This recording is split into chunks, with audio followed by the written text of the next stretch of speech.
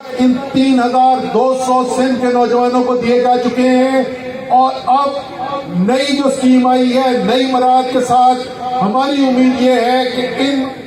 نوجوانوں کو جن کو یہ مراحت مل رہی ہے انشاءاللہ تعالی کم سے کم 10 گنا اضافہ ہونے والا ہے۔ یہاں پر جمشوروں میں 2 یونیورسٹی، سندھ یونیورسٹی ہے اور میران انجینئرنگ یونیورسٹی ہے۔ سندھ یونیورسٹی کے لیے 180 کروڑ روپے کا منصوبہ، تاکہ وہاں پر زیادہ طالب علم کو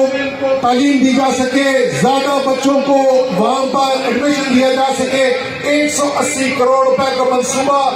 سندھ یونیورسٹی کے اندر جامشورہ کیمپس میں ہو رہا ہے، اور 85 کروڑ روپے کا منصوبہ جو ہے وہ میران انجینئرنگ یونیورسٹی کے اندر کیا جا رہا ہے۔ یہ وفاق کر رہی ہے صرف جامشورہ کے اندر 250 کروڑ روپے سے زیادہ کی سرمایہ کی جا رہی ہے اعلیٰ تعلیم کے لیے نوجوانوں